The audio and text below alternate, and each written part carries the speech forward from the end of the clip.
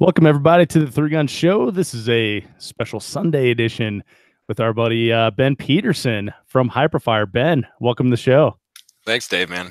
Good to see you. It's good to see you too, man. It's good to have you back.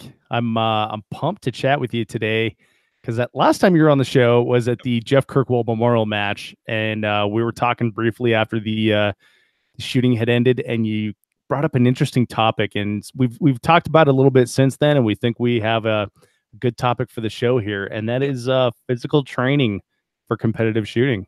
Yep. Yeah, there's a lot that goes into it, man. I mean, everybody's looking for the latest and greatest in gear and dry fire practices, but so much is skipped over in fitness. Yeah, and I like the thoughts that you have on it, and the practical application that you were able to draw some parallels with when you were on the show previously. So I'm excited to get into that topic here, but first, let's get to know you as a person. So we're kind of doing a deep dive here on Ben Peterson. So who's Ben when he's not shooting? What do you do when you're off the range? Well, man, I'm a single dad. I raise a little girl. She'll be 9 soon. So I've got her 9 months out of the year, and that's quite a handful. But luckily, I've got a lot of family close by. Otherwise, really, my entire life is pretty devoted to shooting, gunsmithing. Really everything that my job entails, as well as fitness. So it's a pretty busy life, but all of it ties together, and it's really nice. Right. So you're the product manager for Hyperfire. Yep. You're actually in the Hyperfire studios right now. Yes, I am. Pretty exciting. So let's talk about then what do you do for Hyperfire? What is a product manager? So really, product manager is basically everything from the initial concept that somebody cooks up in their brain all the way up until it is a finished product ready to sell, and then it gets passed off to our director of operations, Nate. So really, step by step, Terry Bender, our owner, is really the one who comes up with most of the ideas, and then my job is to essentially take his ideas of what he originally puts down on paper, make sure that it's going to work, go through all the prototypes and testing, and really just create testing regimens, perform the testing regimens, and find out what the best mix of everything's going to be to put out the best product that we can. And so really, from start to a product being ready to sell, that's what I handle. Oh, okay. Interesting. So that is, first, I'm glad you explained that because it's not what I thought you did at all. Yep. Well, that's pretty cool. So you've actually been with Hyperfire, I'm guessing a little over a year now. Is that about right? I actually just hit my 1 year mark on the 2nd of September. So what was that, last Saturday? So right. And so Hyperfire is like one of those interesting things. It's like a small company that a lot of people have heard of, right? So on the outside it appears big, but you guys have like less than 10 people working there? Yeah, we've got 7 people that work here, and that's what a lot of people don't really realize. So everybody wears a lot of hats. Not only am I the product manager, but customer service manager, event coordinator, sponsorship coordinator, so many different things. But the view around here is we could use many more people, and we could hire many more people right now, but the idea is to get everybody working as hard as they can, and to put in all that they can so that we can all get paid well and enjoy what we do. So so it is a small crew here, but it's definitely a happy crew, and we got a lot to do. So right. Well, so you're integrated into the firearms community as well as a three-gun shooter yourself. Yes. How did you get into all that? When did competitive shooting come on the scene for you? Well, growing up, I was always the guy that wanted to be a part of some sort of sport. But once I would get into different sports, I played a lot of soccer. I played football for a while. I tried out a little bit of baseball. Was never very good at basketball. So tall is not always everything you need. But I never really fit in anywhere. I'm a competitive person myself, but I'm competitive internally. So I'm always trying to do better than myself, and I found it hard to be competitive against other people. So when I would get into these team sports and everybody was just so cutthroat, you could have your best friend on a football team, and as soon as he starts outperforming you, he kind of pushes you to the wayside, and that's that. So it's about not only the sport itself and the community. So I grew up in a family where there wasn't a lot of shooters. My great grandfather was the one who had shotguns leaning against the wall by his front door. So I kind of started to pick things up through that in Boy Scouts, and really it was once I joined the military where firearms really became prevalent for me. And then after that, I got into concealed carry. I started doing some IDPA, and really it just kind of flowed from there. So when somebody said, "Hey, there's this thing called 3-gun," I said, "Oh, what's that?" you know. Like, oh, that sounds fun. Yeah, so you're telling me I get to run 3 guns on a course instead of just one. All right, I'm gonna do this. And I don't have to wear a fishing vest. That's Yeah, awesome. exactly. So what was that first 3-gun match like for you? Well, my first 3-gun match ever was actually the Tri-Gun up here in Minnesota. Oh, And cool. so like I didn't get to get my feet wet. I had never even seen a 3-gun course other than on YouTube. So it was actually before I started working for Hyperfire. I worked for an ammunition company, and all of a sudden I got a call from Nate, and he was like, "Hey, by the way, Hyperfire's got one slot for this Tri-Gun thing. I can't go, so you're gonna go, and it's a month away."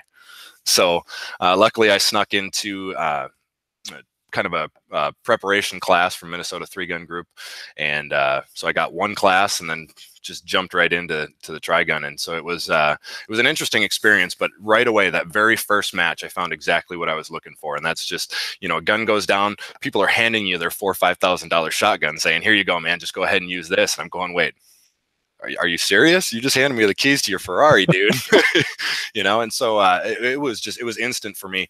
And I've always been, a natural shooter. So coming in, under the top 100 in my very first match ever was just really cool for me. So after that, the sickness was born.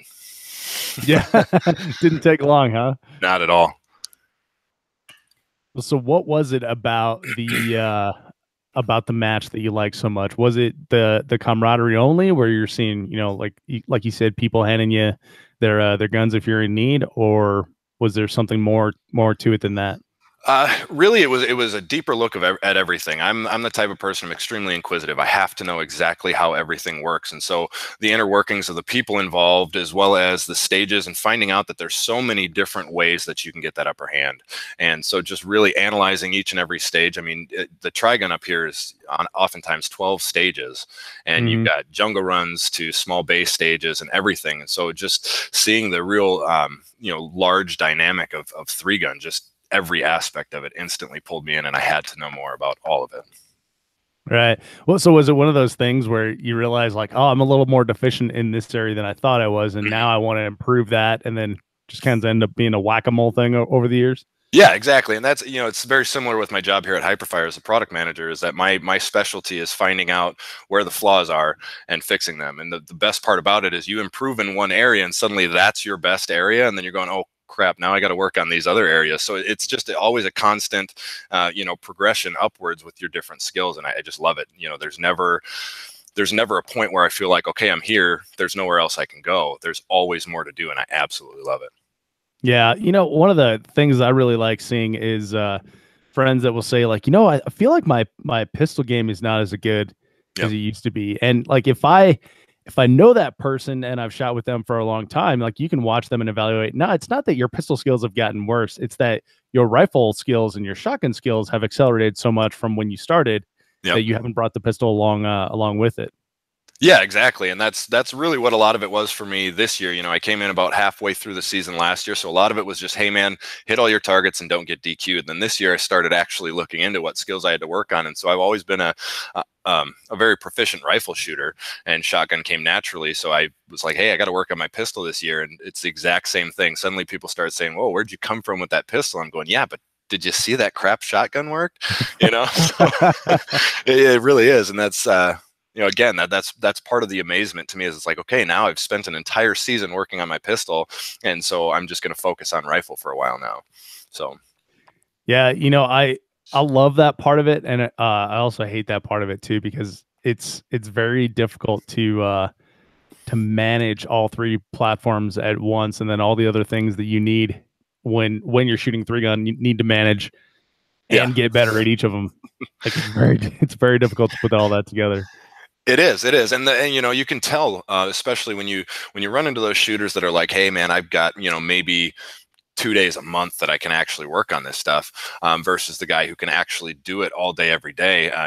Myself personally, I'd say I'm extremely blessed. I mean, my 8-year-old daughter dry fire practices with me. She's got a bunch of her own gear that she does it with. So not only when I'm here at work am I able to, set down what I'm doing when it's lunchtime and say, okay, I'm going to do a half-hour dry fire practice around the shop, and it's totally normal because that's what we do, as well as every time we go out testing, I get to do some live fire practice and mix it in with my R&D and testing, as well as the fact that every single match we sponsor, I get to go to and shoot. So it's just when you are able to dedicate that much time to it, you can see significant strides in everything. And there's a lot of give and take for most people out there.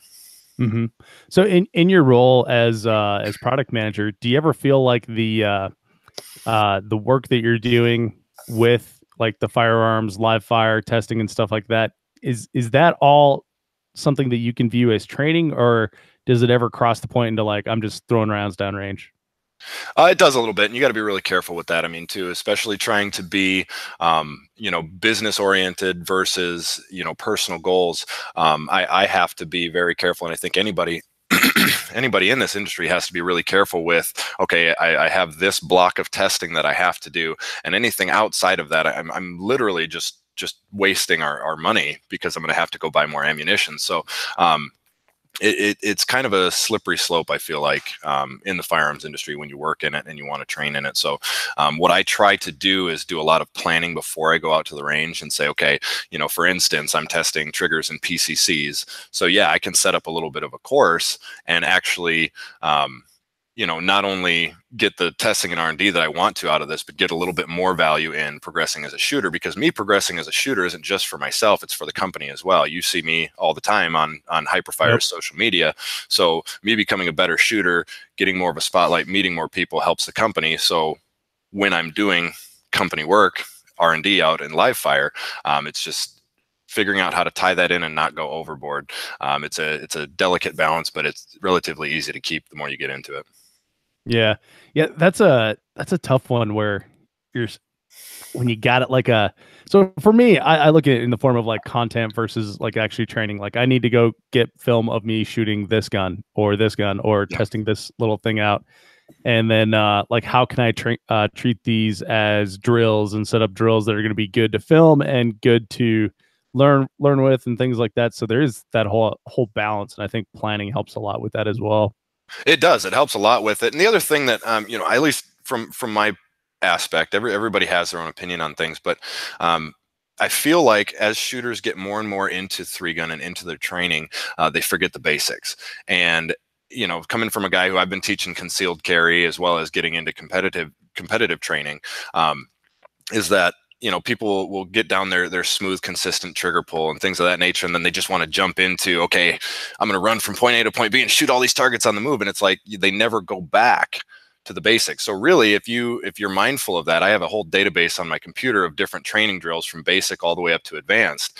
And if I'm going out simply to say, hey, we've got a new bolt carrier or something that I want to test out, and that's as simple as going and standing on a line shooting, well, then I'm going back to the basics and practicing. So like you said, if you get good at organizing what you're doing and planning what you're doing, you can jump all the way from back to the basics up to the advanced. You've always got something to do while staying in those safe parameters and not going overboard.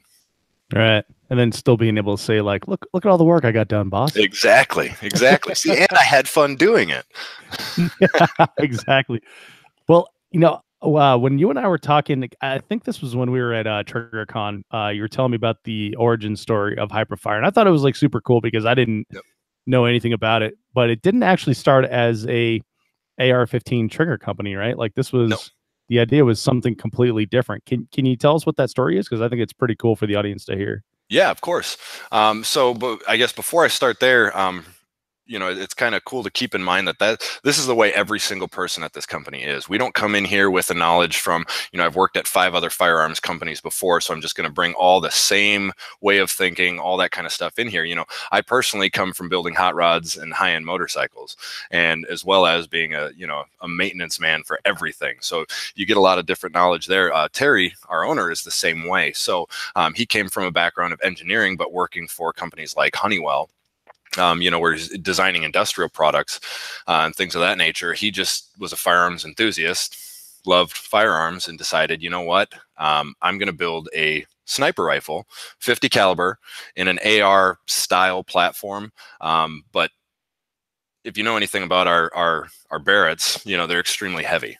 So the Barretts in the military are extremely heavy. So he wanted something that was going to be easily man portable, and then could go out and touch a point target at 1.5 miles. And so he started designing barrel technology, you know, operating systems, triggers, everything. So he completely from the ground up designed his own 50 caliber rifle and started going around showing this, and he was trying to get military contracts. And as he's meeting with investors, he finally got to this point where it was like, I have no money left. This is my last, this is all I have. I've spent X amount of dollars. That's not my place to say how much, but he really poured his heart and soul into it. And he's just so passionate about it. And he was about done. He was about to say, look, I don't know what to do. I'm just going to go back to, you know, advising and things like that, and designing for other companies, until finally on his very last meeting, one of the guys pulled him to the side and he said, hey, you know, this is all well and good, but I don't know how well it's going to be received. Can you just take this technology and downsize it for the AR-15 platform? I think if you do that, we could have something here. And he'll tell you to this day, like, he just kind of sat back and he went, well, duh, of course I can. Like, how come I didn't think about that before? So you know, at that point, I mean, he literally took the last of his pennies, you know, and put it into designing or downsizing these triggers for the AR-15 platform. And you know, he was literally living in a small room, tucking his bed underneath his desk during the day, and sitting there working, turning over to his left to package things up and ship them out. You know, working in this little bedroom.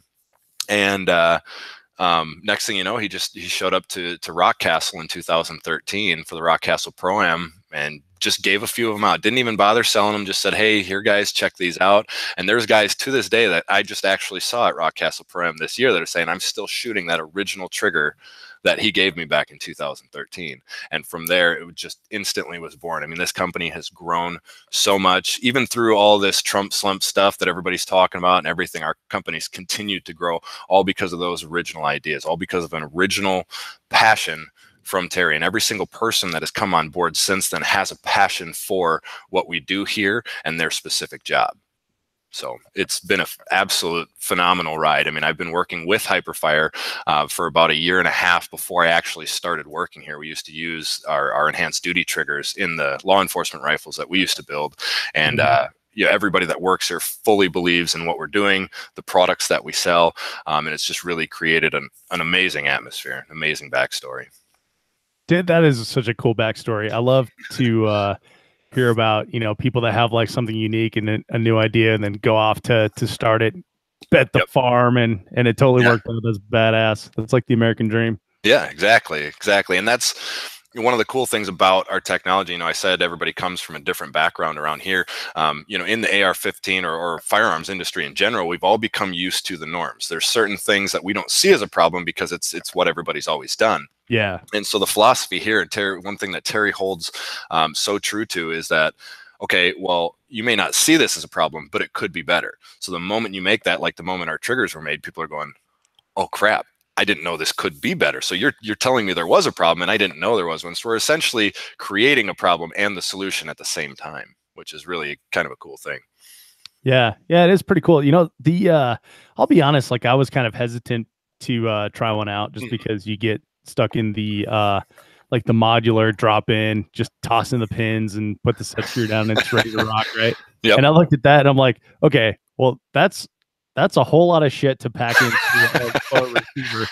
And I didn't see the necessity for it because, you know, there's all these other solutions out there that are like drop in, right? So I was like, But Dustin Felix gave me one at the Jeff Kirkwell Memorial match last year. And I've got like a whole drawer full of triggers and I like to rotate through them every now and then just to try them out. So I have like an opinion on almost every trigger out there, right? So I had just had that in my drawer and I hadn't thought about it. And then this NRA annual meeting, I was actually hanging out at the Hyperfire booth watching your guys' new movies.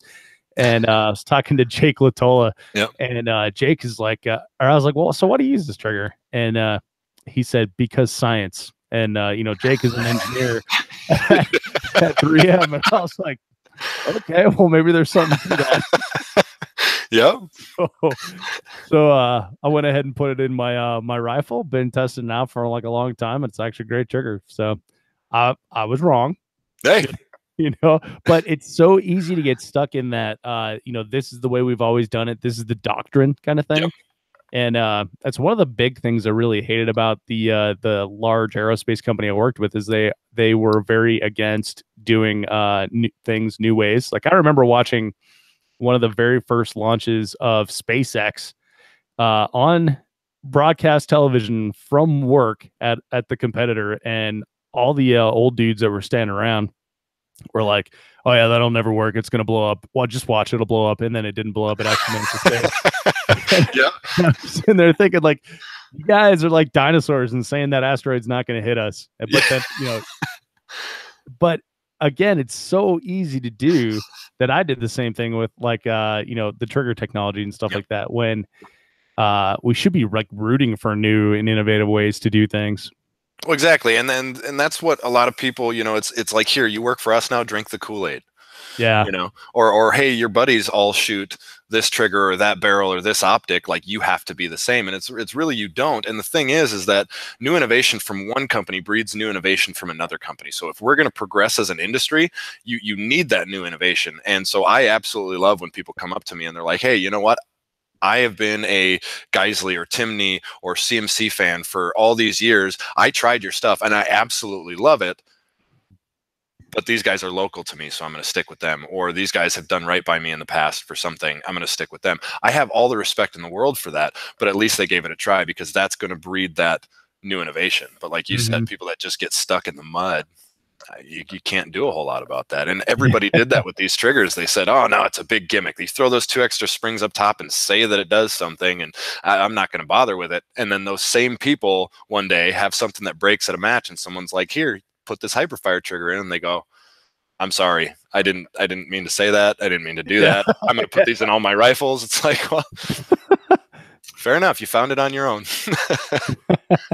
All right. So for folks that haven't seen, a hyperfire, if you've been hiding under a rock, what is like the big difference that you would see if you split your receivers and are looking at the trigger in there, say compared to like a normal mil spec trigger?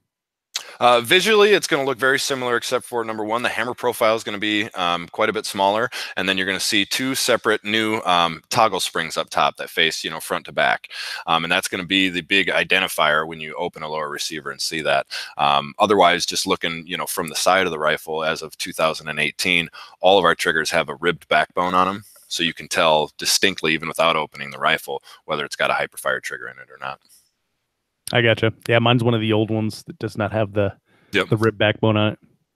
Yeah, most of those upgrades have been, ease of installation, a little bit more protection around the disconnector areas, feature enhancements, but operationally they're virtually the same. So, and so what is the benefit of the 2 extra springs up front?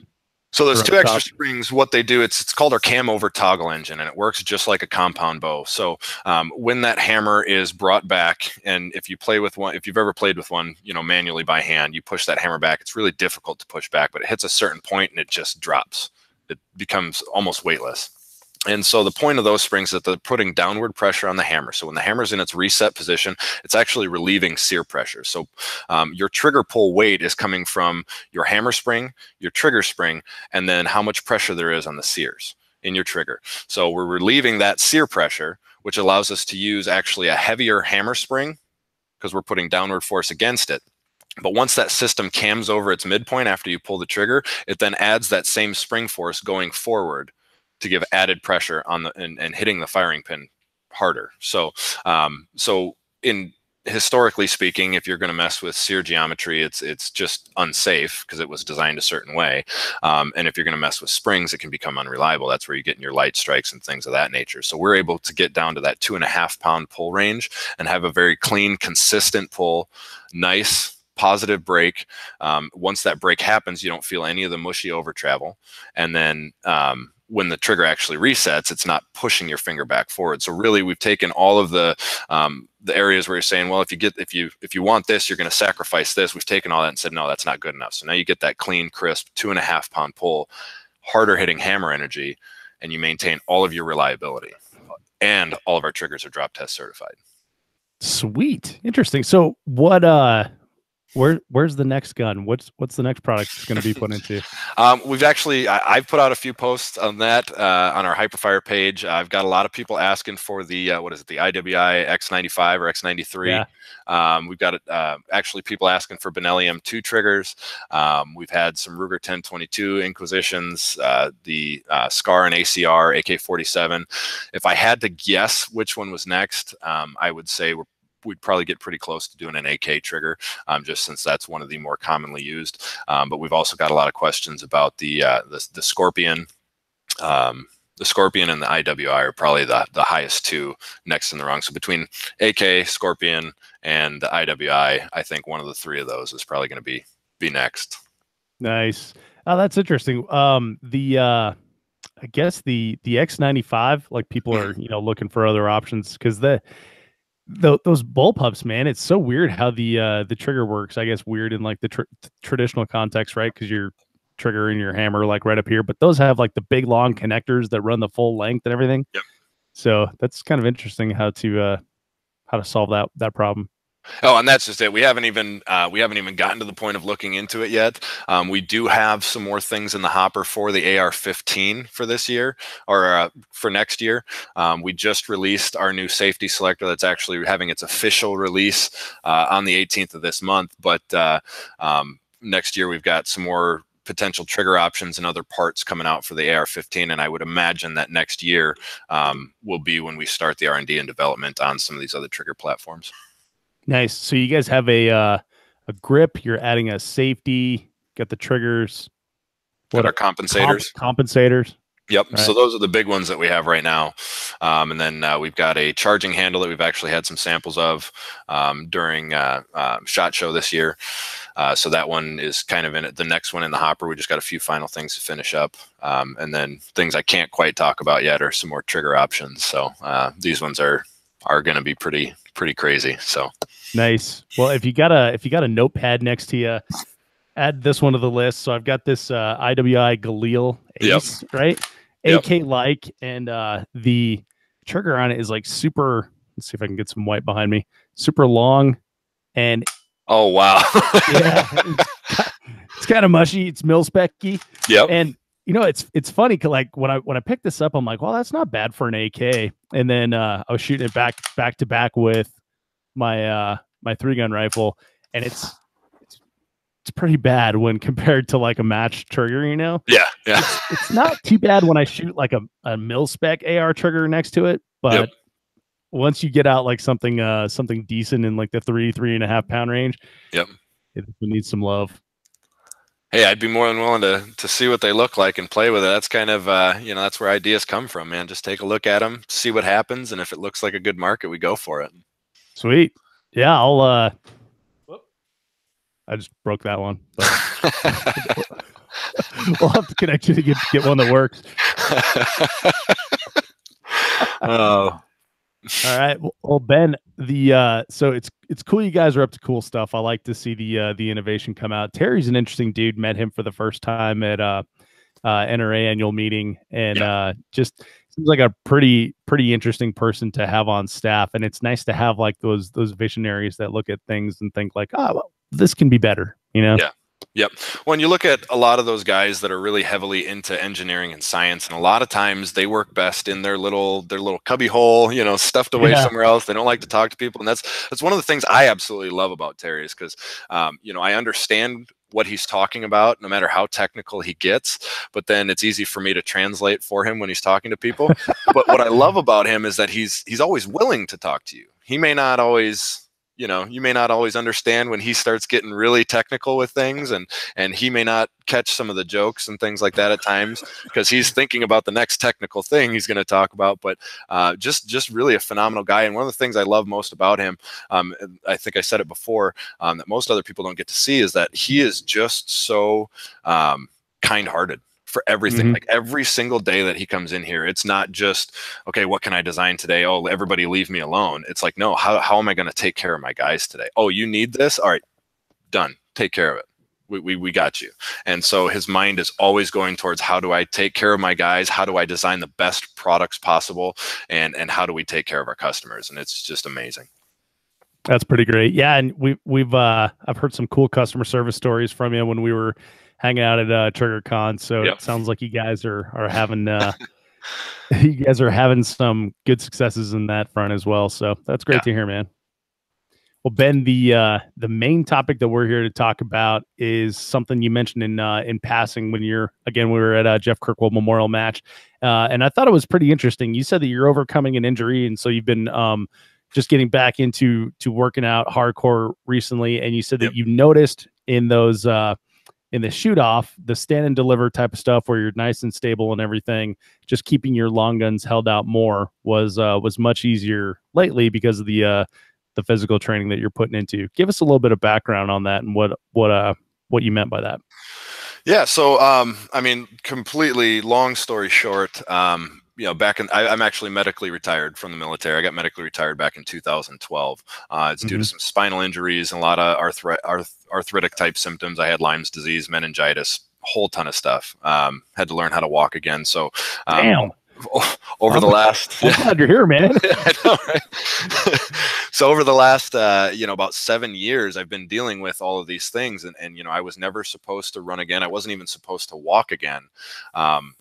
And so I've been dealing with these things, but finally I got the VA to actually look into and work on some of these things. So back in last year, I was still running with all the normal pains that I had. I couldn't actually wear my gun belt between stages because otherwise my back would give out and I wouldn't even be able to stand up. So I had to take my belt off between every single stage and all that. So in January and December of this year, they actually went in and burnt out nerves in my back. So that helped out. And then in March, I had wrist surgery done. I had a lot of issues with my right wrist. So even just halfway through a stage, all of a sudden my hand would start giving out and I wasn't able to hold a pistol as well.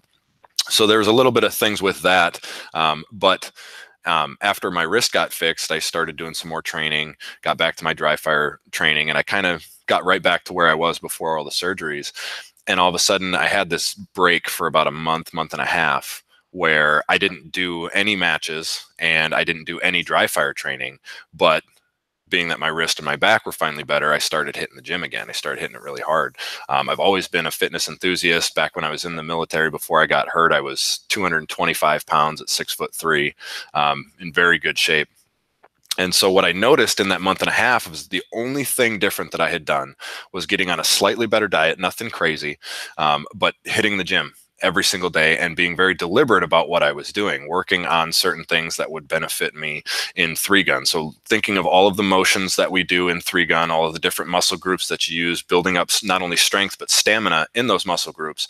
And the very next match I shot, it was a smaller local match, but I was up by about 15 to 20 spaces where I would normally be. And the only thing that I was able to attribute that to was the fitness aspect of it. So I started looking a lot more into it. I've got a lot of friends, a lot of contacts that are into nutrition, fitness, all these different things. So I started doing a lot of research, and that just really became prevalent to me, was that everybody's looking for the next leg up. What's the next pistol that I'm going to buy? Shotgun, rifle, gear, everything. Oh, what's the newest, latest, and greatest? Quad loading or dry fire technique. What can I do to get better? And I've yet to hear a single person talk about fitness other than, oh, well, I'm going to go do some sprints before this next match. Mm-hmm. Well, that's not specific to what we do. How do you think football players and basketball players and baseball players all get better at their craft? They have a very specific regimen that they have set up for those sports. How come nobody's done it yet for 3-gun? So that's where this whole idea came in. I got you. So you're putting together like a specific program. Now, is this just for yourself, or are you going to be sharing this program? No, I'm going to be sharing this program. So actually, November, December, and January, it's a 90-day starter program. So there's plans for an entire huge fitness aspect around this. So I actually own my own LLC outside of what Hyperfire does. And that's based solely around training, and now I'm throwing in a fitness aspect to it. So there's a program that I'm introducing. I have a test panel coming through November, December, and January to run through this program to prove the results. And then hopefully in March of this coming year, I will release an actual program that will help 3-gunners at any level continue to progress and start to focus on that aspect. If you really want to be the best in 3-gun, you want to progress in 3-gun, I wholeheartedly believe you have to focus on fitness. Most people just don't know where to go. So I'm creating that. Very cool. So don't have to give us the secret sauce here, but when we talk about the specific things that we have to do for three gun, Yep. A lot of the things, a lot of the time, we're carrying like a rifle on our back, shotgun in our hand, pistol on our hip, so we're running burdened, right? Yep. Yep. 20 yards, 30 yards, up to 100 yards for, a long stage, something through the forest, like a, Missouri three gun or like Yep. generation three gun that's going on right now. So what kinds of exercises are you prescribing for that type of training? So a lot of the exercises that are coming into this are derived from both football and baseball. So if anybody's ever done football before, you've got a lot of, your side by sides, your side to sides, karaoke's, your back pedals, things of that nature. So a lot of it for the beginner side of it, a lot of it is centered around warm-ups, stretching, and then basic movement drills. Because I can't count how many times I've been out to three-gun matches, and when you see somebody have to sidestep or backpedal somewhere, it's completely and utterly foreign to them. And even if it isn't for them, they look like they're not going to trip over themselves, they don't do it very well. So like I said, a lot of it is based on football and baseball style drills, but also it's based on high intensity interval training. So if anybody is into fitness at all already, you've probably heard of high intensity interval training unless you've been living under a rock. And what's really great about that is 15 minutes a day for 3 days a week of high intensity interval training is about the same as spending an hour straight at a steady pace on a treadmill running. And who wants to do that? Nobody wants to do that. No. Terrible. Even back when I was at my prime, I didn't want to do that. So there's a lot of benefits to it, and the program is centered around three gun and how can we get better as three gunners. But the reality of it is just being healthier in general is going to help you to live longer. So a lot of us three gunners, a lot of people in the 2A realm, we're very stubborn. It's all red meat and bacon and how much beer can I drink and all that kind of stuff. It's like, well, you say that now, but when you hit 60 and the doctor's telling you that your heart's going to fail on you, you're going to change your tune. So why not change it now? So the idea behind the program is not to completely revamp people's lives. It's not to give something to where you have to dedicate 4 to 6 days a week in the gym for an hour, 2 hours at a time. It's a very simple program that has daily warm-ups and stretches to keep your body limber, to keep you healthy, and then those 3 days a week of high intensity interval training. And that's really kind of the first portion of it. Get everybody broken in nice and smoothly. And then after that, there's some rather CrossFit similar drills that people can go through. I mean, you think about it, for instance, when I'm out with a rifle or a shotgun and I'm swinging around to different targets, think about what muscles you use. Well, in baseball, there's a lot of techniques where you would take a medicine ball and you're essentially working on your obliques, throwing it against a wall, catching it, swinging back and forth. So you're working on those same muscles. When you're doing target transitions in three gun, you have to move fast and stop. So it's being able to do those explosive movements, stop on target, and continue to engage. So like I said, a lot of it's derived from football, baseball. A lot of it involves high intensity interval training, and then injury prevention with the warm-ups and stretches. Okay. Well, give us some like specific exercises, like what would one of these 15-minute exercise sessions look like? So high intensity interval training is based on high periods of intense activity followed by periods of rest. So essentially you would do, for instance, if anybody's seen battle ropes, so you walk into any gym around anywhere and they've got the 2 ropes and you see people doing this with their hands, that would be something where you go as hard as you possibly can for about 20 or 30 seconds, and then you stop for 20 or 30 seconds, pick that back up and do it again. So you would have a cycle of that for about 15 minutes. You might have 3 different workouts. Let's just say you did 5 minutes of that. So you'd end up going with 5 sets of doing that. And you would move on to another workout such as sprints, right? You could have shuttle sprints. So it's about 20 seconds, 30 seconds of shuttle sprints back and forth, followed by 20, 30 seconds of rest. So it's something that can be easily done. It's very, there is no equipment needed.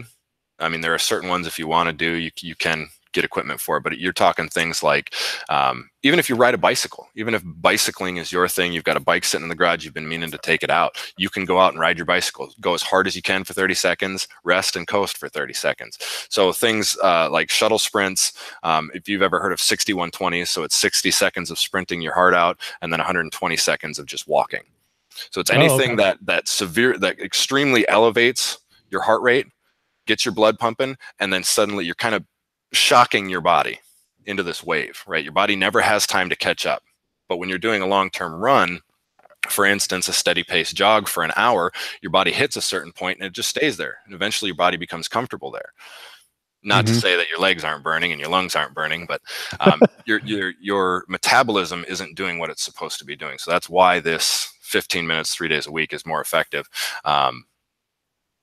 I guess, like I said, really things like battle ropes, the sprints. I'm going to have an entire database of about 15 to 20 different workouts, and there's many more than that you can do. But this entire program is based around making it as easy as possible. So you can literally just get home from work, and if you don't have 15 minutes where you would normally go sit on the couch or check Facebook on your phone, if you can't do that, then you have no use looking into it, and you have no use complaining about where your performance is at in 3-gun. So again, it's built around simple exercises that we can do with no equipment, and that anybody can do 3 days a week. So yeah, and if you don't have 15 minutes, you're full of shit, because like you said, you definitely waste 15 minutes a day looking at Facebook on the phone, or if you watch any television at all, you have no excuse. Well, and I guarantee you that anybody that watches this podcast, you even spend 15 minutes thinking about what you should do. Yeah. So if you just make it a no-brainer 3 days a week when you get home to say, hey, I'm going to do these things, even the stretching and warm-ups, right? So I say 15 minutes a day for 3 days a week. There's 15 minutes of warm-up and stretch, then the 15 minutes of the high-intensity interval training so you don't hurt yourself. But then every other day of the week just involves the warm-up and the stretch. So you do have 6 days a week where you do the warm-up and stretch, and then 3 of those days a week where you do the high-intensity interval training. But again, even examining my own life, I'm a single dad, I work at Hyperfire, and I'm constantly gone at matches. I mean, I just went 3 weeks in a row traveling the country, driving to each of these matches. And I guarantee you I had hours a day that I could be dedicating to this kind of stuff. So again, 15 to 30 minutes a day, not a problem. Don't BS me. Well, I like that you have things that you can do without a ton of equipment too. So there, you get rid of that hurdle and the excuse as well. So what kind of, I guess, what kind of results are you looking at here as far as improvement in your competitive shooting game? Well, so I'm a firm believer that being able to shoot slow, or as Jake Latola likes to say, shoot boring. You know, when you get into your position, you're not just sitting there pulling the trigger as fast as you can, you know, trying to hit the target. You know, oh, I shot 5 times and I hit once, now I can move on. Spend your time getting your hits, and if you can improve your movements in between those positions, you know how to move properly, you could break away from a position a lot faster. You'll see improvements in your time through that. Not only that, but your manipulations, the ability to carry that gear, get it out of its position a lot faster, comes more naturally when your body is healthy and in shape. So that's where a lot of that improvement is going to come from. So the idea here too is that this program isn't some change your life program. It's not some insanity program. You know, I've seen so many people do P90X, insanity, all these other things, and they get 1 to 2 weeks into it, and they're like, "F this, I'm done, I'm out, I can't do this. No, this is crap."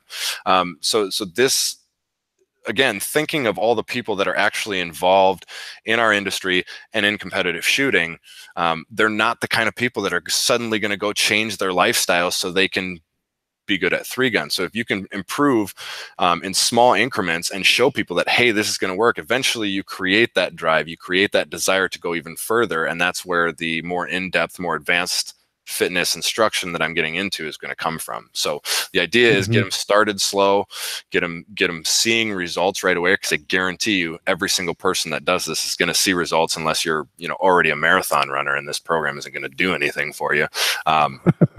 Anybody, any of us that are out there drinking beer, eating steaks and bacon, and never getting off the couch or out of our car, you're gonna see results in it. And it's going to be in those times, those times from moving from position to position, and how you feel when you're done. You're not getting so winded. You're able to maintain a higher speed. And then things like, the adrenaline, the shake is going to start to go away, because not only is your body strengthening, but your body's used to a high level of intensity. So your body's going to start to say, oh, this isn't so bad when I'm doing this 30-second run through a stage.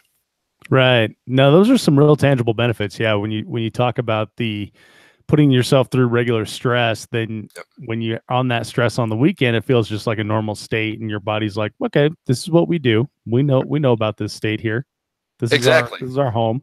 And they've done panels on it. They actually took, over the course of 6 to 8 weeks, they took like 10 or 12 people, and they had half of them do steady pace runs 4 days a week for a half an hour a day.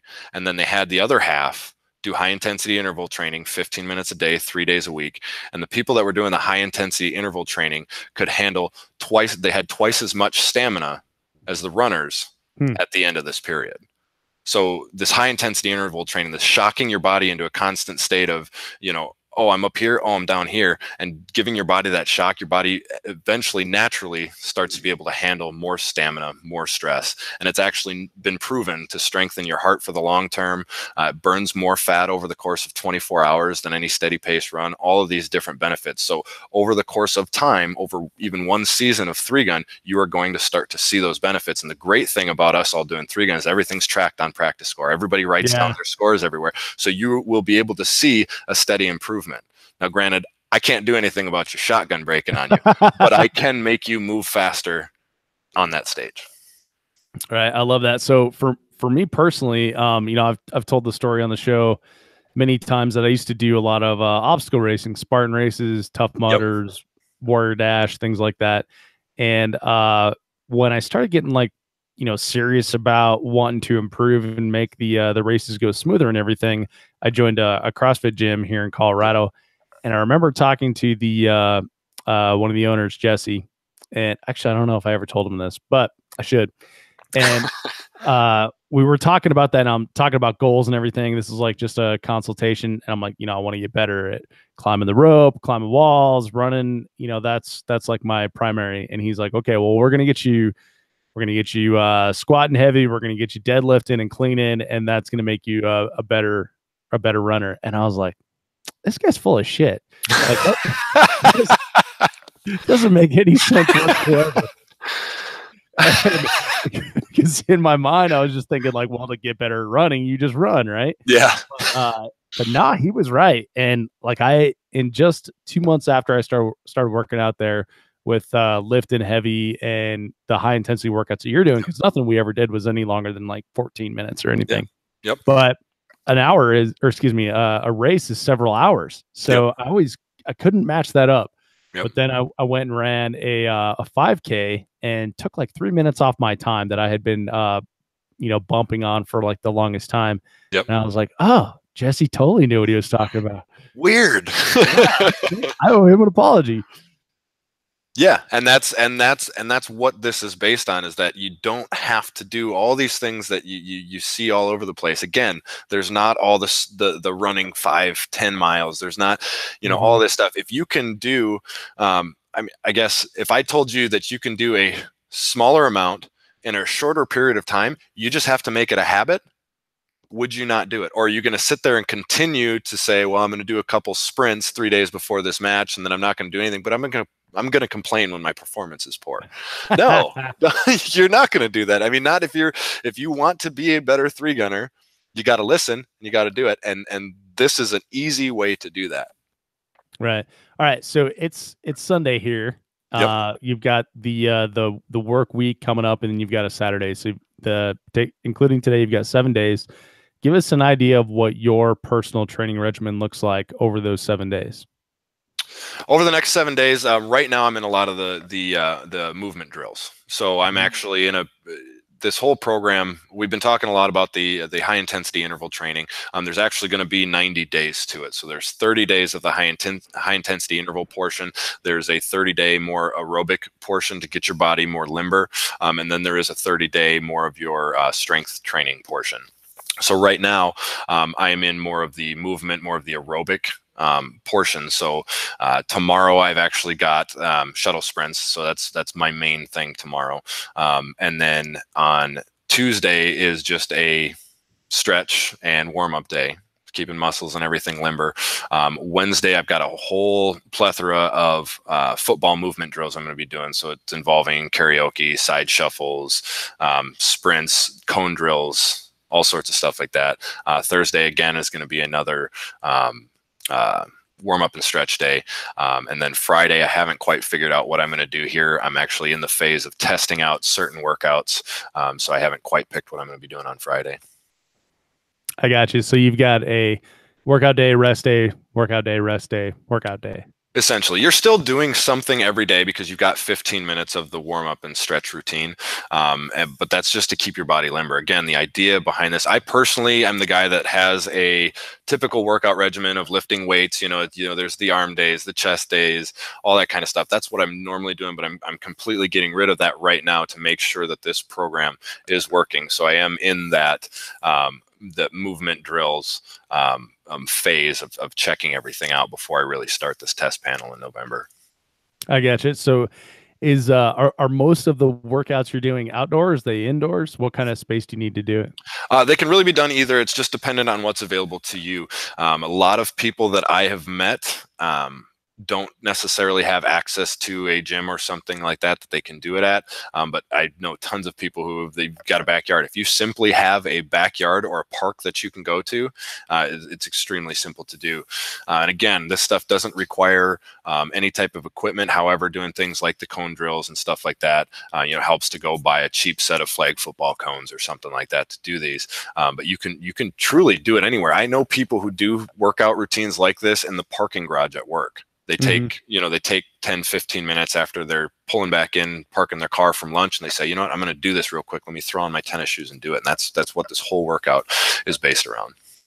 So something portable that you can take anywhere. Yep. Low, I guess low equipment intensity. Exactly. I mean, just using your body. Exactly. And if you go on vacation, even if you are in the middle of the weight training portion and you go on a vacation where you're not going to have a gym or something there, you can cut in some more of the high intensity interval training just to keep things going on.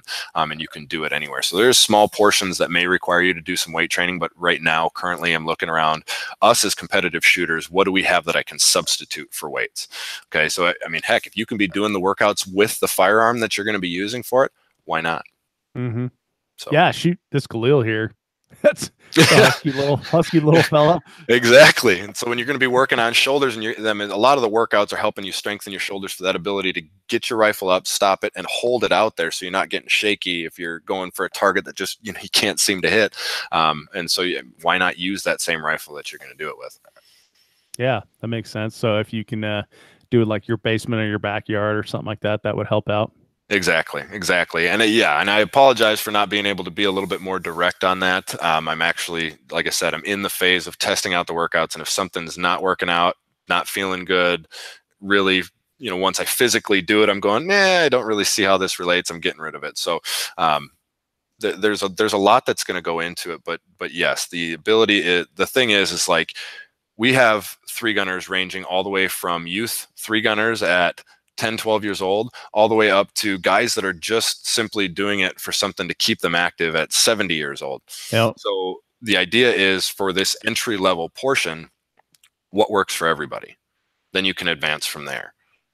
And so the ability to do it with ease, low amount of time, can be done anywhere, limited amount of equipment, really trying to create a program that says, why not? Right. You give me one good reason why you can't do this, and I'll leave you alone.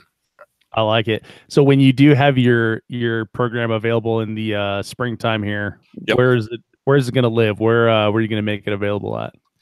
Well, I'm debating on that right now. So I have a web page as well. I'm debating on how I'm going to do that. A lot of it, I'm thinking that I'll probably just start to dole out in small pieces over social media and YouTube. At first.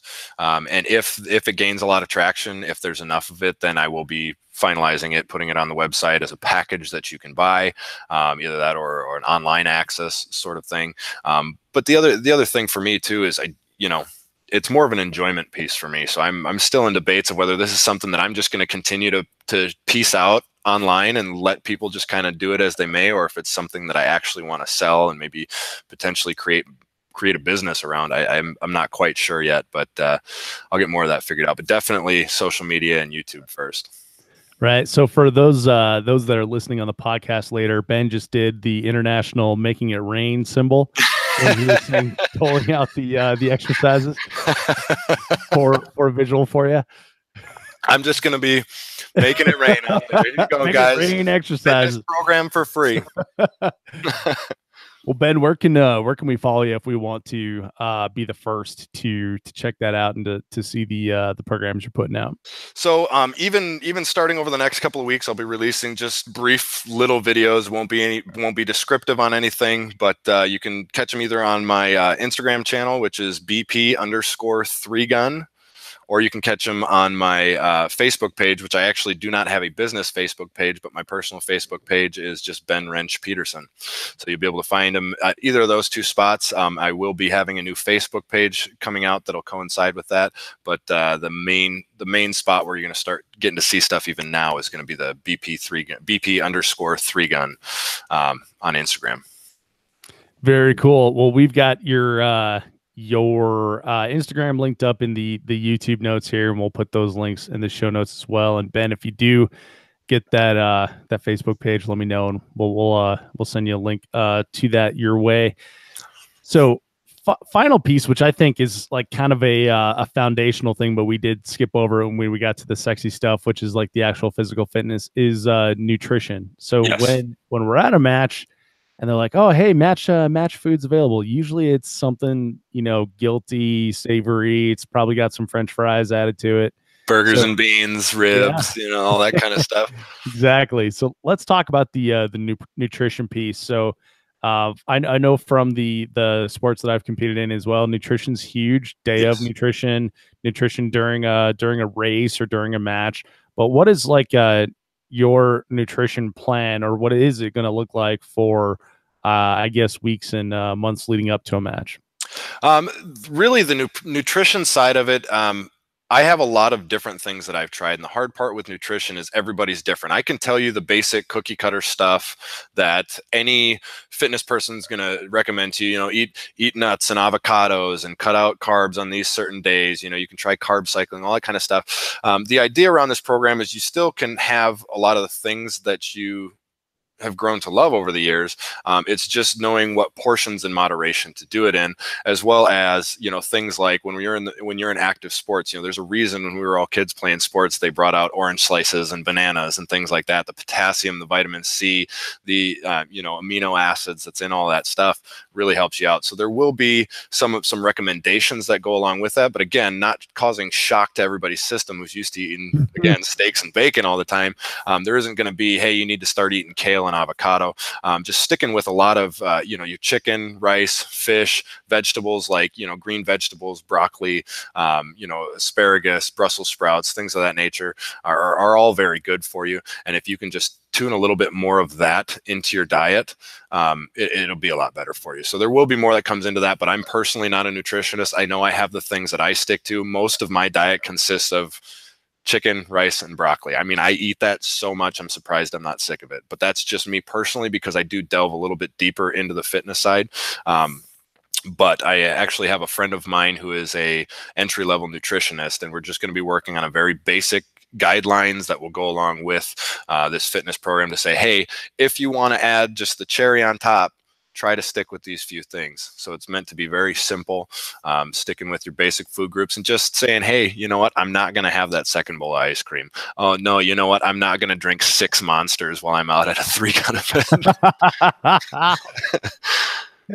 Three gunners love their Monster, man. It's pretty crazy. I follow hundreds upon hundreds of people, and not to mention all the people that I just personally know at these things, and it is ungodly the amount of Monster that is consumed by these people. I'm surprised that Monster does not just sponsor. I mean, I'm not, all the 2A stuff, but I am so surprised that half these people don't have Monster all over their jerseys, because I've watched somebody consume 8 Monsters in one day at a 3-gun, at a 3-gun course, and I'm just going, oh my dear Lord, like no wonder you're shaking and not able to move at the end of the day. Yeah.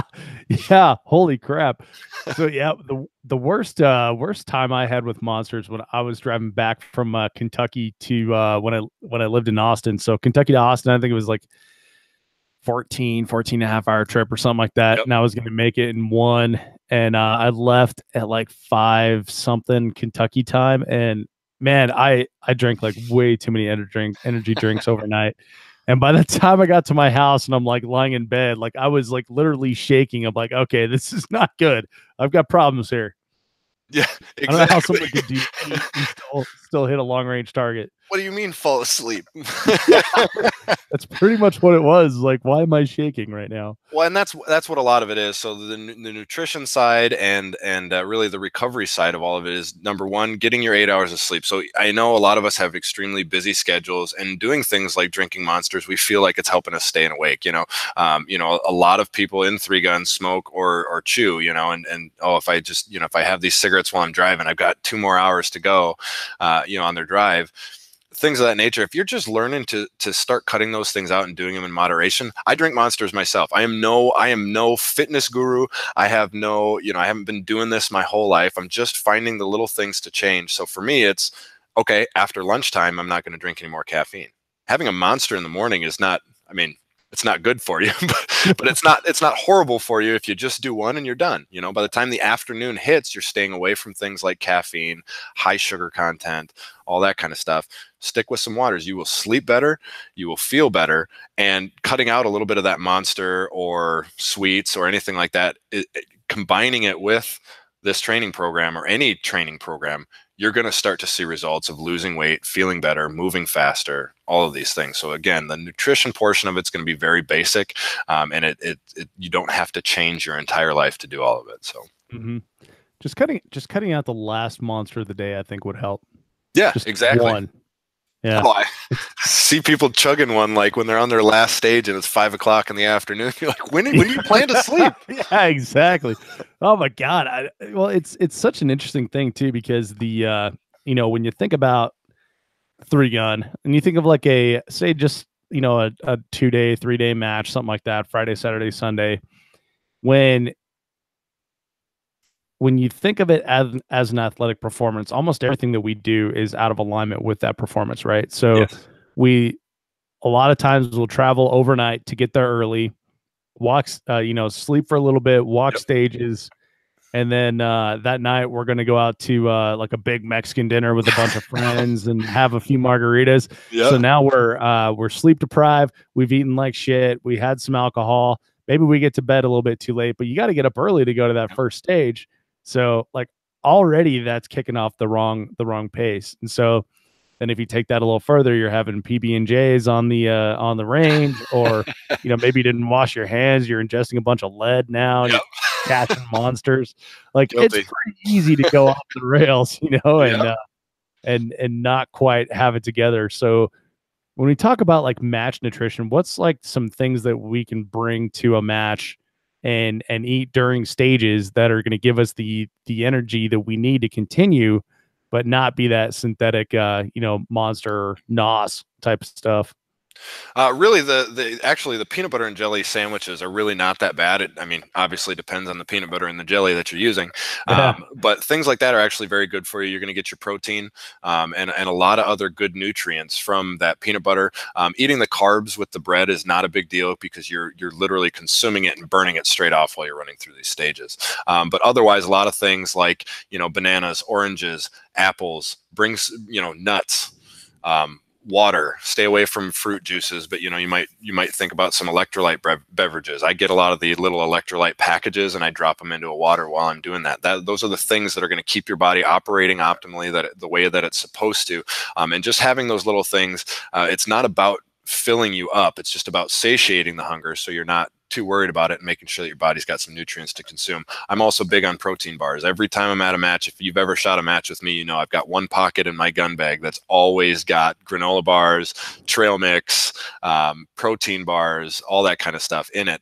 And those are the things that keep me fueled up. And when I'm doing my workouts and when I'm just kind of munching and satiating my hunger throughout the day at a match, I've felt tenfold better. Now, are you eating when you're hungry, or are you eating at planned times throughout the day, like during stages, or after you shoot, or before you shoot? Generally, personally, I eat 8 times a day, so I try to consume 3 to 4 thousand calories a day. When I'm at these matches, that doesn't really happen.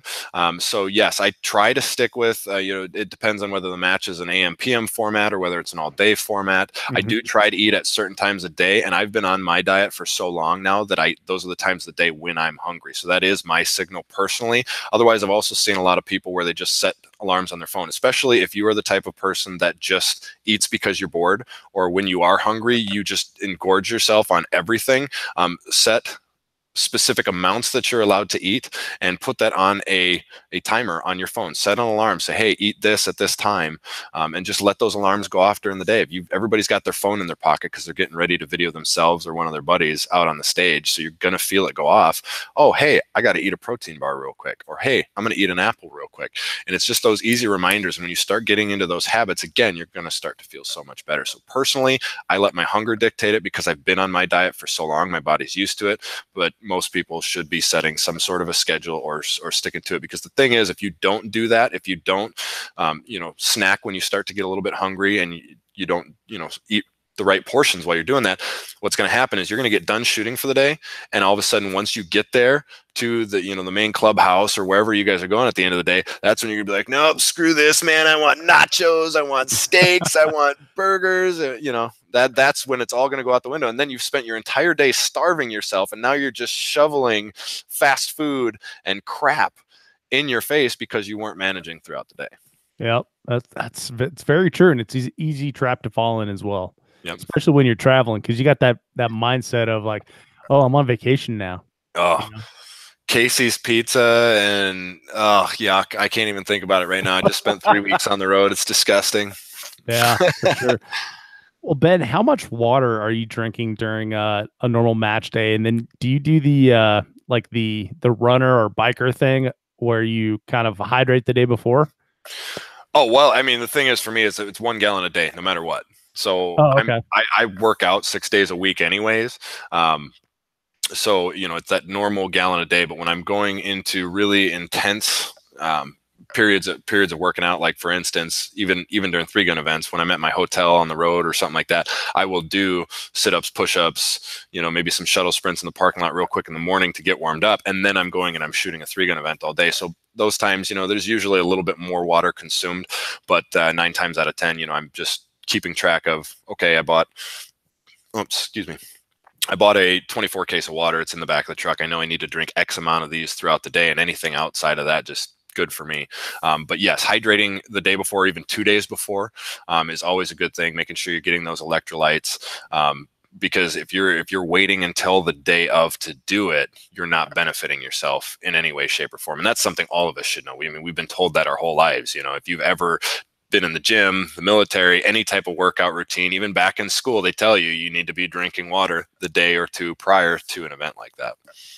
So Right. yes, definitely. I do usually try to I bump up the amount of electrolytes and things like that I'm doing the day before. But my water intake personally doesn't change. And if you just get in a good habit of that, you'll be pretty good. All right. Well, I think that's it's a pretty good foundation for the sort of mindset we need to be getting ourselves into for physical training for 3 gun. Ben will be keeping an eye out when you do have your programs available. We'll be looking at BP_3gun on Instagram and watching you do your workouts, take your gym selfies and all that stuff. I try not to do too many of those. We're right on. Well, Ben, thanks for being here on the 3 gun show. If there's one thought or one piece of advice that you can leave the audience with, what would it be? The number one thing is you are the only person who can change your performance out in 3 gun. You can't manage, gear braking, things like that. But what you can manage is how you take care of yourself and the amount of training that you're willing to do. And if you're not willing to put in the work, and this program, certain things like this are designed to be small amounts. If you can't sacrifice even that small amount, then you have no reason to sit and complain when you're not getting better. So focus on that. Get that in your mind. Keep an eye out on my social media pages, and I will start getting some content out there. And I promise you give me a little bit of time, even in your normal everyday, you don't have to change anything. you will see results. I love it. Ben, that's a great final thought. Thanks again, man, for being here on the Three Gun Show. Appreciate you sharing the knowledge with the Three Gun Show community. And thanks for your time on the Sunday here, man. Yeah, appreciate it. Thanks for having me.